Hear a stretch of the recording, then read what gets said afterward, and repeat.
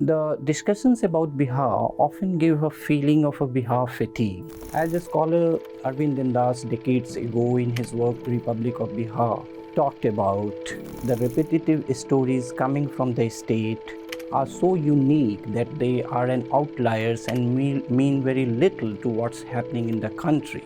Now that sense of Bihar fatigue is also open to two kinds of possibilities that he pointed out.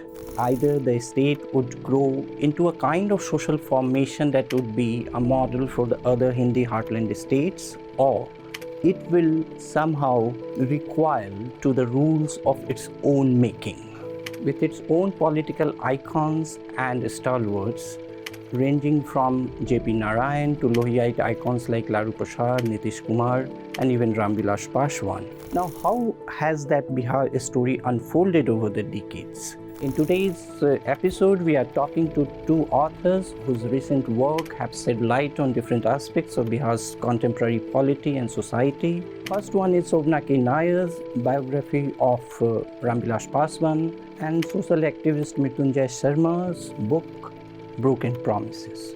This is Let's Talk About Bihar in the Rear View. What we had witnessed in Bihar during the 1990s as a kid was unprecedented. It was something which is not possible, even remotely imaginable in any other part of the country, in any other timeline, I would say. I am one of those people who have no connection with the state, who come from outside, but are enamored by the politics of Bihar and can't get enough of the state. Even Das's book says that in Bihar, the capitalist growth has attained senility of old age before seeing the optimism of youth. so I think Lalu was somebody who was, he could have been the hero of a generation, right? He could have been what the tallest leaders in the world that we see who bring up those marginalized and bring them at par with other people. Paswan is a man of context. You cannot differentiate the man from the context that he lives in.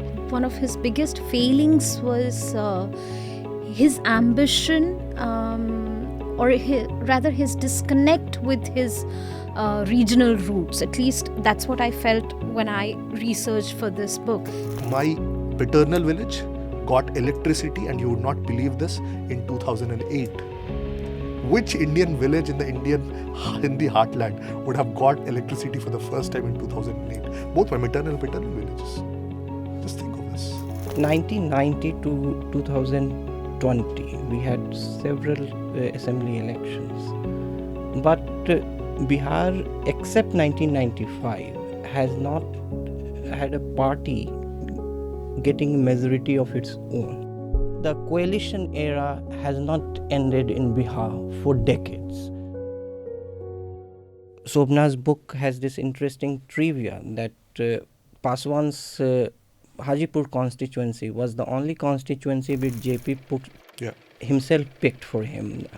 So that is an interesting footnote.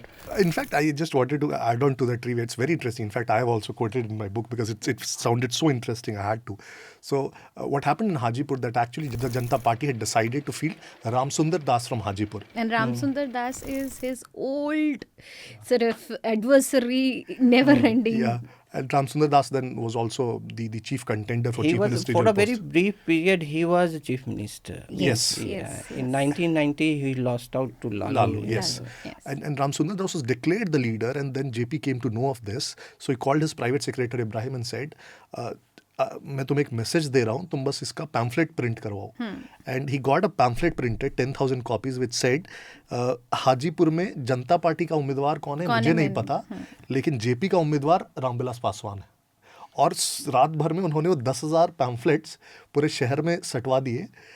So in the morning when everybody saw this, out of this generation of post-JP leadership that sprung up in Bihar, and which was largely Lohiyite, but some also were sectional leaders. There can be say two streams. First is the enabler stream, the identity stream that you talk about, that सम्मान चाहिए, विकास नहीं. And then there is the provider stream that Nitish focused on, like the governance issues. So what do you think is electorally more beneficial, to be an enabler or provider in state politics of Bihar? Let first Shobhna answer that. I think Mrityunjay should field and I will supplement. Between the provider and enabler, see, I have a very clear preference, to be honest. I think Lalu was somebody who was, he could have been the hero of a generation, right? He could have been what the tallest leaders in the world that we see, who bring up those marginalized and bring them at par with other people. And it looked like he was that person till 1990, right? The kind of struggles and the kind of background that he came from, the kind of things he spoke about, socialist, staunch socialist, and and even when he started as a chief minister, the kind of signals he sent out, right? He would ride bicycle to to his secretariat from the veterinary college in Patna, right? He did not even move to the chief minister's residence. He would just sit under a tree at any place and just start holding junta darbars. He would just go to Dalit bastis in Patna and start bathing the children with with tank water. Those kind of things. But I think power got into him, right? He realized that governance is something which is tough, which takes a long time. The benefits are very slow and gradual. What happens faster is vote bank politics, right? And to be honest, in those eras, in the 1990s, even the political discourse was not such, right? Nobody spoke of development in terms of politics, right? It was all of identity politics. And I think Lalu very quickly switched to that identity politics. So I think, and what Nitish instead did was focus on development, right? He had his own, of course, he also comes from the same background. He spoke about, he was as a staunch supporter of the Mandal reservations as Lalu Prasad Yadav, right? But he also said, and I quote it in the book, that even then he wanted it to be bifurcated into the OBC and EBC, right? But even then he supported Lalu and the other people because he did not want the movement to be weakened, right? And when he came to power, the first thing that he did was this. I think it's like a marathon race.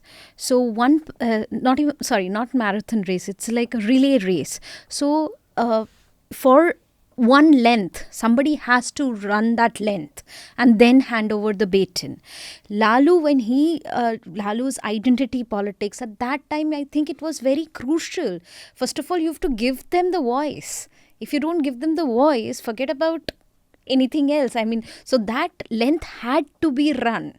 And I think if Nitish had, say, come to power in the 1990s, do you think he would not have, between the two strains of politics that you're talking, provider and enabler, what do you think would have Nitish picked at that moment? In Rajasthan, somebody, in the last 2019 election, somebody said, we'll vote for Modi because he'll bring 370. And I asked, sought an explanation. Okay, why 370? Explain to me. Tell me, give me your reasoning. He had no reasoning.